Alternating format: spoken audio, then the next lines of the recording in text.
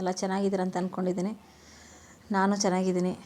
ಹಾಗೆ ನಮ್ಮ ಲಕ್ಷ್ಮೀ ನಿವಾಸ ಲಾಗ್ನ ಪ್ರೀತಿಯಿಂದ ನೋಡಿ, ಸಬ್ಸ್ಕ್ರೈಬ್ ಮಾಡ್ಕೊಂಡು ನೋಡಿ, ಲೈಕ್ ಮಾಡಿ, ಕಮೆಂಟ್ಸ್ ಮಾಡಿ, ಹಾಗೆ ಶೇರ್ ಮಾಡಿ ಫ್ರೆಂಡ್. ಇದು ನಾನು 5ನೇ ದಿನದ ಧನುರ್ಮಾಸದ ಲಾಗ್ದು ಫ್ರೆಂಡ್.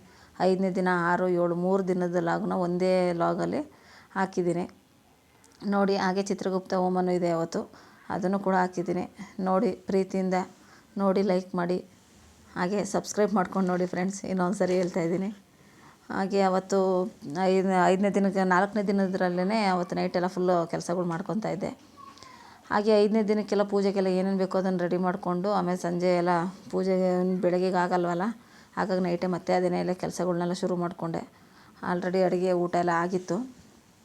ಇನ್ನು ಈ ಕೆಲಸಗಳನ್ನೆಲ್ಲ ಮುಗಿಸಿ ಮಲ್ಕೊಂಡ್ರೆ ಬೆಳಗ್ಗೆಗೂ ನನಗೂ ಈಸಿ ಆಗುತ್ತಲ್ಲ ಅಂತ ಸೇಮ್ ಕಂಟಿನ್ಯೂ 9 ದಿನವೂ ಸೇಮ್ ಇದೆ ಫ್ರೆಂಡ್. ಇದೇ ಕ್ಲೀನಿಂಗು, ಇದೇನೇ ಮಾಡ್ತಾಯಿರೋದು. ಹಾಗೆ ಬೆಳಗ್ಗೆ ಮತ್ತೆ 3:30ಗೆ ಎದ್ದಿದ್ದೆ. 3:30ಗೆ ಎದ್ದು ಬೇಗ ಮಾಡಿಕೊಂಡು ಒಂದಿನವೂ ಮಿಸ್ ಆಗಿಲ್ಲ ಫ್ರೆಂಡ್. ಸೇಮ್ ಟೈಮಿಂಗ್ಸು, ಸೇಮ್ ಇದಕ್ಕೇ ಅದೇ ಟೈಮಿಂಗ್ಸೇನು. 2ನೇ ದಿನ ಮಾತ್ರ ನನಗೊಂದು ಸ್ವಲ್ಪ ಗಡಿಬಿಡಿ ಅನ್ನಿಸ್ತು. ಆಮೇಲೆ ಯಾವುದೇ ರೀತಿ ಯಾವುದೂ ಗಡಿಬಿಡಿ ಆಗಲಿಲ್ಲ. ಹಾಗೆ ನಾನು ನಿಮಗೆ ಈ ಗ್ರಹಗಳದ್ದೂ ಹೇಳಿದ್ದೆ, ಬುಧ ಗ್ರಹವರೆಗೂ ಹೇಳಿದ್ದೆ ಫ್ರೆಂಡ್. ನಿಮಗೆ ವಿಡಿಯೋ ಎಲ್ಲ ಲೇಟಾಗಿ ಬರ್ತಾಯಿದೆ ಅಂತ ದಯವಿಟ್ಟು ಯಾರು ಬೇಜಾರು ಮಾಡ್ಕೋಬೇಡಿ, ಪ್ರೀತಿಯಿಂದ ನೋಡಿ. ಅದು ಯಾಕೆ ಲೇಟ್ ಆಗ್ತಾಯಿದೆ ಅಂತ ನಾನು ಖಂಡಿತವಾಗ್ಲೂ ಒಂದಿನ ಅದಕ್ಕೆ ಅಂತ ಒಂದು ಲಾಗ್ ಮಾಡಿ ಹೇಳ್ತೀನಿ. ಇವಾಗ ಸದ್ಯಕ್ಕೆ ಇದನ್ನು ಏನು ಪೂಜೆದೇನಿದೆ ಅದನ್ನು ಹಾಕ್ತಾಯಿದ್ದೀನಿ. ನಾನು ಲೇಟಾದರೂ ಯಾಕೆ ಹಾಕ್ತಾಯಿದ್ದೀನಿ ಅಂತಂದರೆ, ಹಾಕಲೇಬೇಕು. ನಾನು ವೀಡಿಯೋಗಳನ್ನ ಯಾವುದು ಮಿಸ್ ಮಾಡಬಾರ್ದು. ಕಂಟಿನ್ಯೂಸ್ ಆಗಿ ಏನು ಬಂದಿದೆ ಅದನ್ನು ನಾನು ಕಂಟಿನ್ಯೂ ಲೇಟ್ ಆದರೂ ಪರವಾಗಿಲ್ಲ, ಅದನ್ನು ಕರೆಕ್ಟಾಗಿ ಹಾಗೇ ಮೇಂಟೈನ್ ಮಾಡಬೇಕು. ಆ ಟೈಮ್ ಕರೆಕ್ಟಾಗಿ ಅದನ್ನು ಏನಿದೆ ಅದನ್ನು ಹಾಕಬೇಕು ಅನ್ನೋದಕ್ಕೋಸ್ಕರ ಹಾಕ್ತಾಯಿದ್ದೀನಿ. ಯಾವುದೇ ಬೇರೆ ಉದ್ದೇಶ ಇಂತಾಗಲಿ ಯಾವುದೂ ಇದಿಲ್ಲ. ತಡವಾಗಿ ಬರ್ತಾಯಿದೆ ಅನ್ನೋದೊಂದು ಬೇಜಾರು ಬಿಟ್ಟರೆ ಬೇರೆ ಎಲ್ಲ ಲಾಗ್ನೂ ತುಂಬ ಚೆನ್ನಾಗೇ ಬರ್ತಾಯಿದೆ ನೋಡಿ. ಹಾಗೆ ನಾನು ನಿಮಗೆ ಗುರುದು, ಶುಕ್ರ, ಶನಿ, ರಾಹು, ಕೇತುದು ಗ್ರಹಗಳ ಬಗ್ಗೆ ಹೇಳಬೇಕು ನಿಮಗೆ. ಅದ್ರ ಬಗ್ಗೆನೂ ನಾನು ಹೇಳ್ತೀನಿ. ಇವಾಗ ಸದ್ಯಕ್ಕೆ ನಾನು 2 ಮಾತ್ರ ಹೇಳ್ತೀನಿ ಫ್ರೆಂಡ್, ಗುರುದು ಮತ್ತು ಶುಕ್ರ ಅಂತ ಹೇಳ್ತೀನಿ. ಅದ್ರ ಜೊತೆಗೆ ಇವತ್ತು ನಾನು ಬೆಳಗ್ಗೆ ಹೊರಟಾಗಲೂ ನಾವು 5 ಗಂಟೆ ಸೇಮ್ ಟೈಮಿಂಗ್ಸೇ ಹೋದ್ವಿ. ಹಂಗೂ ದೇವಸ್ಥಾನದಲ್ಲಿ ಸ್ವಲ್ಪ ಜನ ಆಗಿದ್ದರು. ಬೇಗ ಹೋದರೆ ಸ್ವಲ್ಪ ಜನ ಕಮ್ಮಿ ಇರ್ತಾರೆ. ನನಗೆ ಆಲ್ರೆಡಿ ಅದೇ ಟೈಮಿಂಗ್ಸೇ ನನಗೆ ಸೆಟ್ ಆಗಿಬಿಟ್ಟಿದೆ. ನನಗೆ 5 ಗಂಟೆಗೆ, ಅದಕ್ಕೂ ಮುಂಚೆ ನನಗೆ ಹೋಗೋಕ್ಕಾಗ್ತಾಯಿಲ್ಲ. ನಾನು ಹೋಗೋಣ ಅನ್ನೋದಕ್ಕಿಂತ ಮನೆಯಲ್ಲಿ ಯಜಮಾನರಿಗೆ ಮಕ್ಕಳು ತೊಂದರೆ ಆಗೋಗ್ಬಿಡುತ್ತೆ. ಬೇಗ ಹೋಗೋಕ್ಕೆ ಆಗಲಿ, ಅವ್ರಿಗೂ ಎದ್ದೇಳೋಕ್ಕೆಲ್ಲ 2 ಗಂಟೆಗೆ ಎದ್ದೊಂಬೇಕು. ಹಾಗಾಗಿ ಅದಾಗಲ್ಲ ಕೆಲಸ. ಕರೆಕ್ಟಾಗಿ 5 ಗಂಟೆಗೆ ಕರೆಕ್ಟ್ ಟೈಮಿಂಗ್ಸ್ ಇದೆ. ಬಂದು ಮಕ್ಳಿಗೆ ಓದ್ಕೊಳ್ಳೋದು, ಅವ್ನಿಗೆ ಕಾಲೇಜಿಗೆ ಹೋಗೋದಕ್ಕೂ ಒಂದು ಸ್ವಲ್ಪ ಹೊತ್ತು, ಒಂದು 1/2 1 ಅವರ್ ಮಲ್ಕೋತಾನೆ ಅವನು. ಮಲ್ಕೊಂಡು ಅವ್ನಿಗೂ ಎದ್ದು ಟಿಫನ್ ಮಾಡ್ಕೊಂಡು ಹೋಗೋಕೆ ಅವ್ನಿಗೂ ಸರಿ ಹೋಗುತ್ತೆ ಅಂತ ಅಂದ್ಬಿಟ್ಟು ನಾನು ಅದೇ ಟೈಮಿಂಗ್ಸಿಗೆ ಹೋಗ್ತಾಯಿದ್ದೀನಿ. ಆವತ್ತಿನ ಲಾಗಲ್ಲಿ ನಮ್ಮ ಯಜಮಾನ್ರದ್ದು ಅಡುಗೆ ಅವತ್ತು ಟಿಫನ್ನು, ಅವರು ಕ್ಯಾಪ್ಸಿಕಮ್ ಚಿತ್ರಾನ್ನ ಮಾಡ್ತೀನಿ ಅಂತಂದರು. ನನಗೆ ಯಾಕೆ ಅಂದರೆ ಅವತ್ತು ದೇವಸ್ಥಾನದಲ್ಲಿ ಚಿತ್ರಗುಪ್ತ ಹೋಮ ಇತ್ತು, ಅಲ್ಲಿಗೆ ಹೋಗಬೇಕಾಗಿತ್ತು. ಅದರಲ್ಲಿ ನಂಗೆ ಸೀರೆ ಕುಚ್ಚಾಕೋದು ಒಂದಿತ್ತು. ಸೀರೆ ಕುಚ್ಚಾಕಬೇಕಾಯ್ತು, ಕಸ್ಟಮರಿಗೆ ನಾನು ಕೊಡಬೇಕಾಗಿತ್ತು ಅವತ್ತಿನ ದಿನವೇ. ಸರಿ ಆಯಿತು, ನಾನು ಕ್ಯಾಪ್ಸಿಕಮ್ ಚಿತ್ರಾನ್ನ ಮಾಡ್ತೀನಿ ಬಿಡು ಅಂತಂದರು. ಸರಿ, ನಮ್ಮಲ್ಲಿ ಆಲ್ರೆಡಿ ಮಾಡ್ತಿರ್ತಾರೆ. ವಾರದ 2 ದಿನ 3 ದಿನ ಅವ್ರದ್ದು ಒಂದು ಟಿಫನ್ ಇದ್ದೇ ಇರುತ್ತೆ. ಯಾವುದಾದ್ರೂ ಒಂದು ಅಡುಗೆ ನೈಟಲ್ಲಾದರೂ ಸರಿ, ಮಾರ್ನಿಂಗಲ್ಲಾದರೂ ಸರಿ ಇದ್ದೇ ಇರುತ್ತೆ. ಚೆನ್ನಾಗಿ ಮಾಡ್ತಾರೆ ಚಿತ್ರಾನ್ನ ಇದೆಲ್ಲ ಅಂತಂದ್ಬಿಟ್ಟು, ಸರಿ ನೀವೇ ಮಾಡಿ ಅಂತೇಳಿ ನಾನು ಸೀರೆ ಕುಚ್ಚಾಕೋ ಕೂತ್ಕೊಂಡೆ. ಬಂದು ಕಾಫಿ ಮಕ್ಕಳಿಗೆಲ್ಲರಿಗೂ ಹಾಲು ಕಾಯಿಸ್ಕೊಟ್ಟು ಕಾಫಿ ಕುಡಿದು ನಮ್ಮ ಬೆಳಗಿನ ರೂಟ್ ಏನಿರುತ್ತೆ ಅದನ್ನೆಲ್ಲ ಮುಗಿಸಿ ನಾನು ಕೂತ್ಕೊಂಡೆ. ಸರಿ ಇವ್ರು ಟಿಫನ್ ಮಾಡ್ತೀನಿ, ನಿನ್ನ ಮಕ್ಳಿಗೂ ಟೈಮ್ ಆಗುತ್ತೆ, ಕಾಲೇಜಿಗೆ ಹೋಗ್ಬೇಕಾಗಿತ್ತು ಅವನದಷ್ಟು. ಸರಿ ಅಷ್ಟರೊಳಗೆ ಮಾಡೋಣ ಅಂತಂದ್ಬಿಟ್ಟು ಅವರೇ ಮಾಡೋಕ್ಕೆ ಅಂದ್ಬಿಟ್ಟು ಅವರೇ ಹೋದರು. ಎಲ್ಲ ರೆಡಿ ಮಾಡ್ಕೊಂಡಿದ್ರು. ಚೆನ್ನಾಗಿ ಮಾಡ್ತಾರೆ ಕ್ಯಾಪ್ಸಿಕಮ್ ಚಿತ್ರಾನ್ನ, ತುಂಬ ಚೆನ್ನಾಗಿರುತ್ತೆ. ಸ್ವಲ್ಪ ಈರುಳ್ಳಿ ಮುಂದಾಗಿ ಹಾಕಬೇಕು. ಕಡಲೆಬೀಜ, ಕಡಲೆಬೇಳೆ ಎಲ್ಲ ಸ್ವಲ್ಪ ಚೆನ್ನಾಗಿ ಕ್ರಿಸ್ಪಿಯಾಗಿ ಫ್ರೈ ಮಾಡಿಕೊಂಡ್ರೆ ಒಳ್ಳೆ ಟೇಸ್ಟಾಗಿರುತ್ತೆ.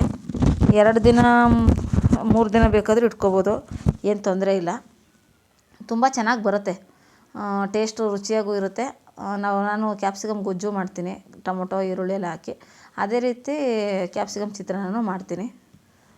ಸರಿ, ನಾನೇನು ಮಾಡಲಿಲ್ಲ, ನಮ್ಮ ಮನೆಯವರೇ ಮಾಡಿದ್ರಲ್ವ ಅದನ್ನು ಟಿಫನ್ ಅಂತ ಅಂದ್ಬಿಟ್ಟು ನಾನು ಸೀರೆ ಕುಚ್ಚಾಕೋದು ಡಿಸೈನ್ ಇತ್ತು.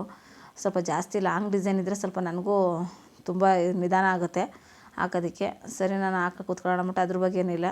ಹಾಗೆ ಅವತ್ತು ಪಪ್ಪಾಯಿನ ಕಟ್ ಮಾಡಿದರು. ಬೇಗ ಎಲ್ಲ ಲೇಟಾಗಿ ಹಾಲು ಕುಡಿದ್ರಿಂದ ಅವತ್ತು ಹಣ್ಣು ತಿನ್ನೋಕ್ಕಾಗಲ್ಲ. ಸರಿ, ಟಿಫನ್ ಟೈಮಿಗೆ ತಿನ್ನೋಣ ಅಂತ ಅಂದ್ಬಿಟ್ಟು ನಮ್ಮಲ್ಲಿ ತರ್ತಾ ಇರ್ತಾರೆ.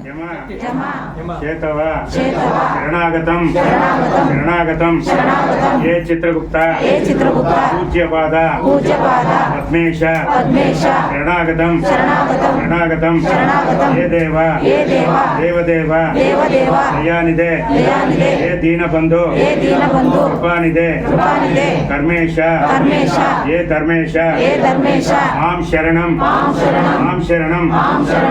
ಆಶ್ರಯಂ ನಮಸ್ತೆ ನಮಃ ಹೇ ಚಿತ್ರಗುಪ್ತ ಮಮ ಪೂರ್ವಜನ್ಮ ಕರ್ಮ ರಹಿತಂ ಕ್ಷಮಾಪಣಂ ದೀರ್ಘ ನಮಸ್ಕಾರ ಮಾಡ್ದಂಗೆ ನೀವು ಹಿಂಗೆ ಮಾಡ್ತೀವಿ. ದೀರ್ಘ ನಮಸ್ಕಾರ ಮಾಡ್ಬಿಟ್ಟು ಆಮೇಲೆ ಇವನ್ನ ಕೇಳ್ಕೊತೀವಿ. 28 ಸಲ ಎಣಿಸ್ಕೊಡಿ. 28 ಸಲ. ಹಾಂ ಲೇಖನಿ ಹಸ್ತಾ ಇದ್ಮೇಲೆ ಇವಾಗ ನಮ್ಗೆ ಹಣೆ ಬರತ್ತು ಕೊಡಪ್ಪ ಅಂತ ಕೇಳ್ಕೊತಾ ಇದ್ದೀನಿ.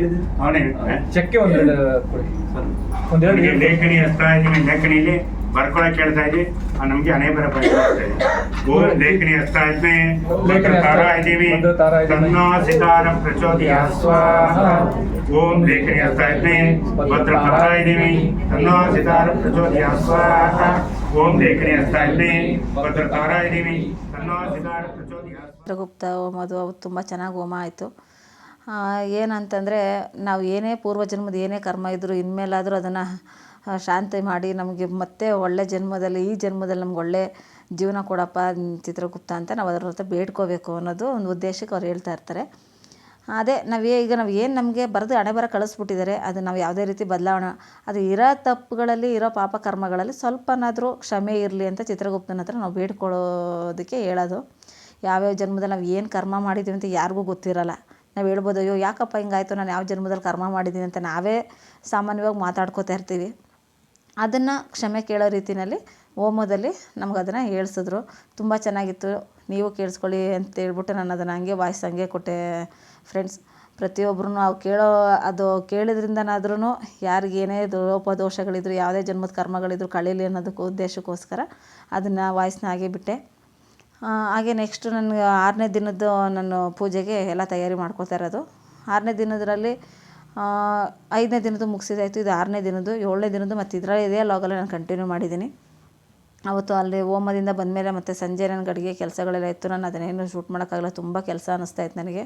ಸೀರೆ ಕುಚ್ಚಿನ ಬೇರೆ ಇತ್ತಲ್ವ, ಅದನ್ನು ಬೇರೆ ಕೊಡಬೇಕಾಯಿತು. ಅರ್ಧಂಬರ್ಧ ಮಾಡಿದ್ದೆ. ಮತ್ತು ಅಲ್ಲಿ ಪೂಜೆಗೆ ಹೋಗಿ ಬಂದು ಅಲ್ಲಿಂದ ಬಂದು ಮತ್ತೆ ಅದನ್ನು ಮುಗಿಸಿ ನಾನು ಸಂಜೆ ಅವ್ರಿಗೆ ಕೊಟ್ಟು ಕಸ್ಟಮರ್ಗೆ ಮತ್ತು ನಾನು ಬೇರೆ ಕೆಲಸಗಳು ಇನ್ನು ಮತ್ತೆ ಪೂಜೆಗೆಲ್ಲ ರೆಡಿ ಮಾಡ್ಕೋಬೇಕಲ್ಲ.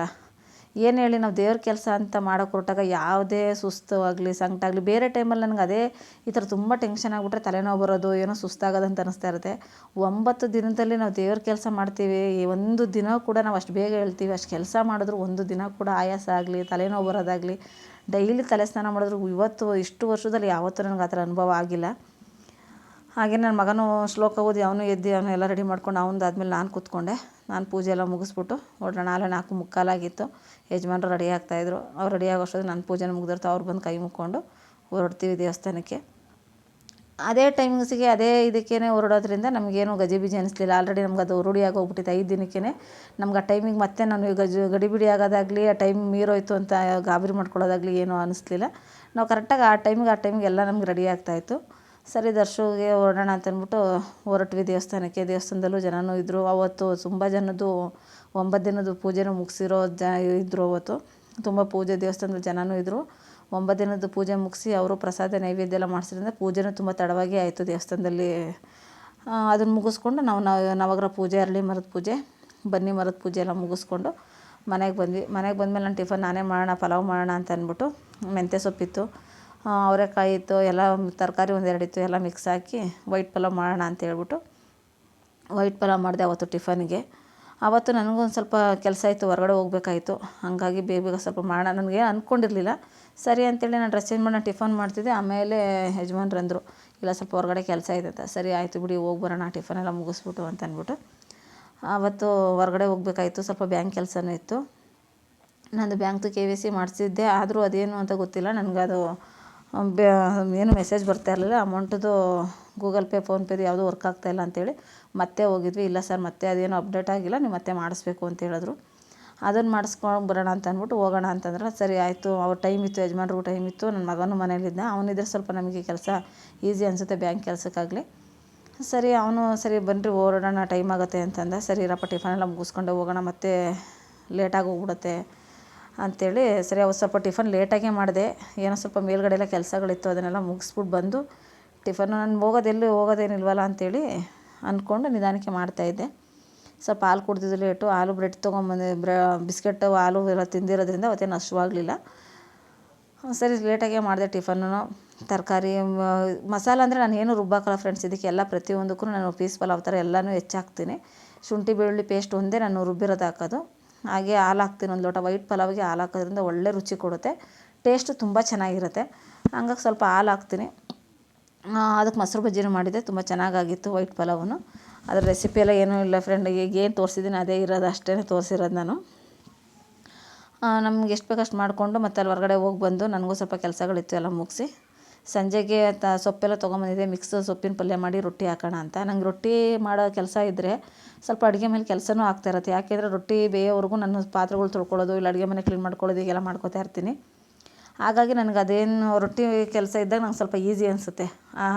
ಊಟ ಎಲ್ಲರದ್ದು ಊಟನೂ ಆಗ್ತಾ ಇರುತ್ತೆ, ನನಗೆ ಅಡುಗೆ ಮನೆ ಕೆಲಸನೂ ಆಗ್ತಾ ಇರುತ್ತೆ. ಈ ಚಪಾತಿ ಅಂತಂದರೆ ಒತ್ತಬೇಕು, ಆವಾಗಲೇ ಬೇಯಿಸ್ಬೇಕು, ಮಾಡಬೇಕು. ಇದಂದರೆ ನನಗೆ ರೊಟ್ಟಿ ಬೇಯೋವರೆಗೂ ನನಗೊಂದು 2 ನಿಮಿಷನಾದರೂ ಟೈಮ್ ಸಿಗುತ್ತೆ. 2 ನಿಮಿಷಕ್ಕೆ 2 ಪಾತ್ರೆಗಳನ್ನಾದ್ರೂ ತೊಳ್ಕೊಂಡ್ಬಂದ್ರು ಊಟ ಆಗೋ ಟೈಮಿಗೆ ನನಗೆ ಅದು ರೊಟ್ಟಿ ಕೆಲಸನೂ ಮುಗಿದಿರುತ್ತೆ. ಇದು ಆಗಿರುತ್ತೆ. ಮಗ ಬಂದು ಏನೋ ಹೇಳ್ತಾ ಇದ್ದ, ಅವರಪ್ಪ ಏನೋ ಹೇಳಿದ್ರು ಅಂತ ಹೇಳ್ಬಿಟ್ಟು ನನಗೆ ಹೇಳ್ತಾ ಇದ್ದ. ಸರಿ ಆಯಿತು ಬಿಡು ಮಗನೇ, ಮಾಡಿದ್ರಾಯ್ತು ಅಂತ ಅಂದ್ಬಿಟ್ಟು ಹೇಳ್ದೆ. ಅವನಿಗೆ ಬಿಸಿನೀರು ಇಡು ಮಗನೇ ಅಂತಂದೆ. ಅವನು ಬಿಸಿನೀರಿಟ್ಟ. ಕೆಟಲಲ್ಲಿ ಬಿಸಿನೀರು ಆನ್ ಮಾಡಿಬಿಟ್ಟು ಒಬ್ಬೊಬ್ರಿಗೆ ರೊಟ್ಟಿ ಆದರೆ ಇಬ್ಬಿಬ್ರಿಗೆ ಹಾಕ್ಕೊಟ್ಟು ಕೊಡ್ಬೋದು, ಒಂದೊಂದೇ ಅವರಾದ್ಮೇಲೆ ಇವರಾದ್ಮೇಲೆ ಅವರು ಅಂತ ಒಬ್ಬೊಬ್ಬರಿಗೆ ಕೊಡ್ತಾಯಿದ್ರು. ಬೇಗ ಊಟ 1/2 ಅವರ್ಗೆ ನನಗೆ ಅಡುಗೆ ಕೆಲಸನೂ ಆಗುತ್ತೆ, ಊಟದ ಕೆಲಸನೂ ಆಗೋಗ್ಬಿಡುತ್ತೆ. ಹಾಗೆ ಮಾಡಿಕೊಂಡು ಬೇಗ ಅಡುಗೆ ಮನೆಯೂ ಕ್ಲೀನ್ ಮಾಡಿದ್ರೆ ಅವತ್ತು ಬೇಗನೂ ನೈಟ್ ನನಗೆ ಕೆಲಸ ಆಯಿತು. ಎಲ್ಲ ಸೊಪ್ಪು ಮಿಕ್ಕಿದಾಗ ನಾನು ಸ್ವಲ್ಪ ಸಾಮಾನ್ಯವಾಗಿ ಈ ಥರ ಒಂದೊಂದು ದಿನ ಪಲ್ಯ ಮಾಡಿಬಿಡ್ತೀನಿ, ಮಿಕ್ಸ್ ಪಲ್ಯ ಮಾಡ್ತೀನಿ. ಈರುಳ್ಳಿ ಕಾಯಿ ತುರಿ ಸ್ವಲ್ಪ ಮುಂದೆಗೆ ಹಾಕಿ ನೋಡಿ, ಹಂಗೆ ನನಗೆ ಅಡುಗೆ ಮನೆಯೂ ಕೆಲಸ ಮುಗಿದೋಗುತ್ತೆ ರೊಟ್ಟಿ ಹಾಕ್ತಾಯಿದ್ರೆ. ಸಾಮಾನ್ಯ ಜಾಸ್ತಿ ಹೊತ್ತು ನಾನು ಅದೊಂದು ಮಾಡ್ಕೋತಾ ಇರ್ತೀನಿ. ಅಡುಗೆ ಮನೆಯೂ ಕ್ಲೀನಿಂಗ್ ಆಗ್ತಾ ಇರುತ್ತೆ, ಊಟನೂ ಆಗಿರುತ್ತೆ ಎಲ್ಲರದ್ದು, ನಂದು ಒಬ್ಳದಿರುತ್ತೆ ಲಾಸ್ಟ್ ಅಷ್ಟೇ. ಹಾಗಾಗಿ ಇದು 7ನೇ ದಿನದ ಪೂಜೆ ಆಗೋದು ಫ್ರೆಂಡ್. ಇದು 7ನೇ ದಿನಕ್ಕೆ ನನಗೇನು ರೆಡಿ ಮಾಡ್ಕೋಬೇಕು ಅದನ್ನು ಅದೇ ಸೇಮ್ ಟೈಮಿಗೆ ಅದೇ ಇದಕ್ಕೇ ಎದ್ದು ರೆಡಿ ಮಾಡ್ಕೊಬೋದು. ನೀವು ಅಂದ್ಕೋಬೋದು ಏನು ಬರೀ ಇದನ್ನೇ ಆಗ್ತಾಯಿದ್ದೀರಾ ಅಂತ. ಹಾಗೆಲ್ಲ ಏನೂ ಇಲ್ಲ. ಅದೊಂದು ಟೈಮ್ ನಿಮಗೆ ತೋರಿಸೋದಕ್ಕೋಸ್ಕರ, ಒಂದು ಲಾಗ್ಗೆ ಕಂಟಿನ್ಯೂಸ್ ಆಗಿ ಬರಲಿ ಲಾಗ್ ಅನ್ನೋದಕ್ಕೋಸ್ಕರ ನಾನು ಇದನ್ನು 7ನೇ ದಿನದ ಪೂಜೆದು ಎಲ್ಲ ರೆಡಿ ಮಾಡ್ಕೊಂಡ್ರೆ ನಿಮಗೆ ತೋರಿಸ್ತಾ ಇರೋದು. ಹಾಗೆ ನಿಮಗೆ ಗುರು ಗ್ರಹ ಬಗ್ಗೆ ಹೇಳ್ತೀನಿ ಅಂತಂದರೆ, ಅದು ಗುರು ಗ್ರಹಕ್ಕೆ ಕೊಡಬೇಕಾಗಿರೋದು ಕಾಳುಗಳು ಯಾವುದು ಅಂತಂದರೆ ಕಡಲೆಕಾಳು. ವಿದ್ಯೆಗಾಗಲಿ, ಜ್ಞಾನ ಮತ್ತು ಆರೋಗ್ಯ, ನಮ್ಮ ಜೀವನದಲ್ಲಿ ಗುರುವಿನ ಆಶೀರ್ವಾದ ಇದ್ದರೆ ಏನು ಕೆಲಸ ಕಾರ್ಯಗಳು ಬೇಕಾದರೂ ನಮಗೆ ಆರಾಮಾಗಿ ಅಡೆತಡೆ ಇಲ್ದಂಗೆ ಹೋಗ್ತೀವಿ. ಅದಕ್ಕೋಸ್ಕರ ಗುರುಬಲ ಇದ್ದರೆ ಏನು ಬೇಕಾದ್ರೂ, ಒಂದು ಮದುವೆ ಕಾರ್ಯ ಆಗಲಿ, ಒಂದು ಮಕ್ಕಳಾಗೋದಕ್ಕಾಗಲಿ ನಾವು ಹೇಳ್ತೀವಿ ಗುರುಬಲ ಇಲ್ಲ ಕಣಮ್ಮ ಅಂತ ಹೇಳ್ತಾರೆ ದೇವಸ್ಥಾನಗಳಲ್ಲಿ ಕೇಳಿದಾಗ. ಸಾಮಾನ್ಯವಾಗಿ ಗುರುಬಲ ಇದ್ರೇ ಪ್ರತಿಯೊಂದು ಕಾರ್ಯ ಕೆಲಸ ಕಾರ್ಯಗಳಿಗೆ ನಾವು ಏನೇ ಮಾಡ್ತೀವಿ ಅಂತಂದ್ರೂ ಆವತ್ತಿಗೆ ಗುರುಬಲ ಬೇಕೇ ಬೇಕು. ಆಗ ಗುರುವಿಗೆ ಕಡಲೆಕಾಳು, ನಮಗೇನೋ ಗುರು ದೋಷ ಇತ್ತು ಅಂತಂದರೆ ರಾಯರ ದೇವಸ್ಥಾನಕ್ಕೋ ಬಾಬುನ ದೇವಸ್ಥಾನಕ್ಕೋ ಹೋಗಿ ನಾವು ಕಡಲೆಕಾಳನ್ನ ದಾನ ಕೊಡಿ ಅಂತ ಹೇಳ್ತೀವಿ, ಗುರುವಾರ ಹೇಳ್ತಾರೆ. ಹಂಗಾಗಿ ನಾನು ಇದೊಂದು ನಂಬಿಕೆಯಿಂದ ಮಾಡ್ಕೊಂಬಂದಿದ್ದೀವಿ. ಅವತ್ತು ನಾನು ಮತ್ತೆ 7ನೇ ದಿನದ ಪೂಜೆಗೆ ಎಲ್ಲ ಬೆಳಗ್ಗೆನೇ ಎದ್ದು ನಂದು ಸ್ನಾನ ಪೂಜೆ ಎಲ್ಲ ಮುಗಿಸಿ ದೇವಸ್ಥಾನಕ್ಕೆ ಹೊರಟ್ವಿ. ಹಾಗೆ ಮತ್ತು ಗುರುವಿನ ಮುಗಿದ್ಮೇಲೆ ಶುಕ್ರನಿಗೆ ಏನು ಬೇಕು, ಅವರೆಕಾಳು ಕೊಡೋದ್ರಿಂದ ನಮಗೆ ದೀರ್ಘ ಆಯಸ್ಸು ಅಂತೇವಿ. ಹಾಗೆ ಏನೇ ನಮ್ಮಲ್ಲಿ ಏನೋ ಕಲೆಗಳಿದೆ ಅದನ್ನೆಲ್ಲ ನಾವು ಇದು ಮಾಡಬೇಕು ಅಂತ, ಅದಕ್ಕೆ ಶುಕ್ರ ಗ್ರಹ ನಮ್ಗೆ ಆಶೀರ್ವಾದ ಬೇಕೇ ಬೇಕು. ನಮ್ಮಲ್ಲಿರೋ ಕಲೆನ ನಾವು ಬೇರೆಯವರು ನಮ್ಮನ್ನ ಗುರುತುಪಡಿಸಿ ಅದನ್ನು ಏನೇ ಮಾಡಿದ್ರು ಅದನ್ನು ಪ್ರವೀಣರಾಗ್ತಾರೆ ಅಂತ ಹೇಳ್ತೀವಲ್ಲ, ಆ ಥರ ಅದನ್ನು ಏನೇ ಗುರುತಿಸ್ಬೇಕು ಅಂತಂದರೆ ಶುಕ್ರನ ದಶೆ, ಶುಕ್ರನ ಗ್ರಹ ಅನುಗ್ರಹ ನಮ್ಮ ಮೇಲಿದ್ದರೆ ಮಾತ್ರ ನಮ್ಮಲ್ಲಿರೋ ಕಲೆಗೆ ಅದಕ್ಕೆ ಬೆಲೆ ಸಿಗೋದು. ಇಲ್ಲ ಅಂತಂದರೆ ಅದು ನಾವು ಒಳ್ಳೇದು ಮಾಡ್ತಾಯಿದ್ರು ಅದು ಕೆಟ್ಟದಾಗೆ ಕಾಣಿಸ್ತಿರ್ತದೆ. ಅದಕ್ಕೆ ಹೇಳ್ತಾರೆ ಶುಕ್ರ ವಕ್ರನಾಗಿದ್ದಾನೆ, ಅದಕ್ಕೆ ನಿನಗೆ ಹಂಗೆ ಆಗ್ತಿರೋದು ಅಂತ ಹೇಳ್ತಾರೆ. ಅದಕ್ಕೋಸ್ಕರ ಶುಕ್ರ ದಶೆ ಒಂದಿದ್ದರೆ ನಮ್ಮಲ್ಲಿ ಏನೇ ಒಂದು ಸಣ್ಣ ಪುಟ್ಟ ಕಲೆ ಇದ್ರೂ ಅದನ್ನು ಯಾರ ರೂಪದಲ್ಲಾದರೂ ಅದನ್ನು ಗುರುತಿಸಿ ಅದಕ್ಕೊಂದು ಬೆಲೆ ಆಗಲಿ, ನಮಗೊಂದು ಹೆಸರು ಕೀರ್ತಿ ಸಿಗೋದು ಶುಕ್ರ ದಶೆ ಇದ್ದರೆ ಮಾತ್ರ. ಹೆಸರು ಕೀರ್ತಿ ಪ್ರತಿಯೊಂದೂ ಬರೋದು, ಸುಮ್ಮನೆ ಎಲ್ರಿಗೂ ಅದೆಲ್ಲ ಬರೋದಿಲ್ಲ. ಅವತ್ತು 8ನೇ ದಿನ ಪೂಜೆ ಮುಗಿಸಿ ಮನೆಗೆ ಬಂದಾಗ ನಾನು ಅವತ್ತೇನು ಟಿಫನ್ ಮಾಡಲಿಲ್ಲ ಫ್ರೆಂಡ್ಸ್. ಅವತ್ತು ಸಾಂಬಾರು ಮಾಡಿಬಿಡೋಣ, ಸಬ್ಸಿಗೆ ಸೊಪ್ಪಿತ್ತು, ಬೇಳೆ ಎಲ್ಲ ಇತ್ತು, ಸಬ್ಸಿಗೆ ಸೊಪ್ಪು ಬೇಳೆ ಎಲ್ಲ ಹಾಕಿ ಉಪ್ಸಾರು ಮಾಡೋಣ ಅಂತ ಹೇಳ್ಬಿಟ್ಟು ಬೆಳಗ್ಗೆನೇ ಅವತ್ತು ಅಡುಗೆ ಕೆಲಸ ಇಟ್ಕೊಂಡೆ. ನನಗೂ ಕೆಲಸ ಇದ್ದಾಗ ಬೆಳಗ್ಗೆ ಹೊತ್ತು ಸಾಮಾನ್ಯವಾಗಿ ನನಗೆ ಅಡುಗೆ ಮುಗಿಸ್ಕೊಂಡ್ರೆ ಮಧ್ಯಾಹ್ನಕ್ಕೆ ರಾತ್ರಿಗೂ ಇದೇ ಕೆಲಸನೇ ಏನೂ ಇರೋಲ್ಲ ನನಗೆ. ಮತ್ತೆ ಮಧ್ಯಾಹ್ನ ಮಾಡಬೇಕು, ಸಂಜೆಗೆ ಏನಾದರೂ ಮಾಡಬೇಕು ಅನ್ನೋದು ಏನಿರೋಲ್ಲ. ಹಂಗಾಗಿ ಇವತ್ತು ನಾನು ಬೆಳಗ್ಗೆಗೇ ಅದನ್ನು ಲಾಗ್ನ ಮುಗಿಸ್ತಾ ಇದ್ದೀನಿ. ಇನ್ನು ಸಂಜೆಗೆ ಮತ್ತೆ ನಾನು 8-9ಕ್ಕೆ ನಾನು ಹಾಕಬೇಕಲ್ವ, ಅದಕ್ಕೆಲ್ಲ 3 ದಿನದ ನಾನು ಲಾಗ್ನ ಮತ್ತೆ ಇನ್ನೊಂದು ಲಾಗಲ್ಲಿ ಹಾಕ್ತಾಯಿದ್ದೀನಿ. ಮತ್ತು ಅದು 8ನೇ ದಿವಸದ್ದು 9ನೇ ದಿವಸದ್ದು ಅದ್ರ ಜೊತೆ ಸಂಕ್ರಾಂತಿ ಹಬ್ಬದ್ದು ಇದೆ. ನೋಡಿ ಲೇಟಾಗಿದೆ ಅಂತೇನೋ ಬೇಜಾರು ಮಾಡ್ಕೋಬೇಡಿ, ಪ್ರೀತಿಯಿಂದ ನೋಡಿ, ತುಂಬ ಚೆನ್ನಾಗಿ ಬಂದಿದೆ ಲಾಗು. ಹಾಗೆಯೇ ಇದರಲ್ಲಿ ಸಬ್ಸಿಗೆ ಸೊಪ್ಪನ್ನು ಒಗ್ಗರಣೆ ಹಾಕ್ಕೊಂಡೆ, ಸೊಪ್ಪು ಸಾಂಬಾರು ಆದಮೇಲೆ ಸೊಪ್ಪು ಪಲ್ಯ ನಮ್ಗೆ ಒಗ್ಗರಣೆ ಹಾಕಿದ್ರೆ ರುಚಿ ಟೇಸ್ಟ್ ನಮಗೊಂಥರ ಏನೋ ಅದು ಒಗ್ಗರಣೆ ಹಾಕಿದ್ರೆ ಇಷ್ಟ ಆಗುತ್ತೆ. ಹಾಗಾಗಿ ನಾನು ಅದನ್ನು ಸೊಪ್ಪಿನ ಪಲ್ಯನ ಒಗ್ಗರಣೆ ಹಾಕಿ ಬೆಳಗ್ಗೆನೇ ಮುದ್ದೆನೇ ಮಾಡಿಬಿಟ್ಟಿದ್ದೆ.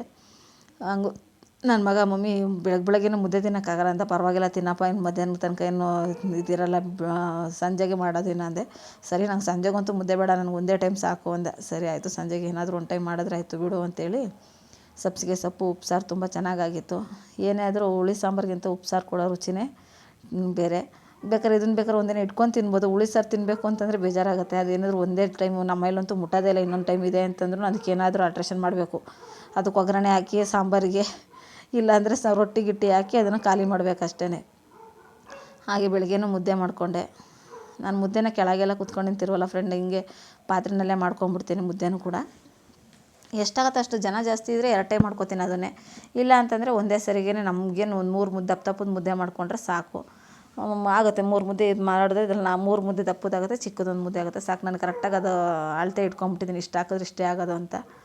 ಹಾಗಾಗಿ ನಾನು ಇದನ್ನೇ ಪಾತ್ರೆನೇ ಪರ್ಮನೆಂಟಾಗಿ ಇಟ್ಕೊಂಬಿಟ್ಟಿದ್ದೀನಿ.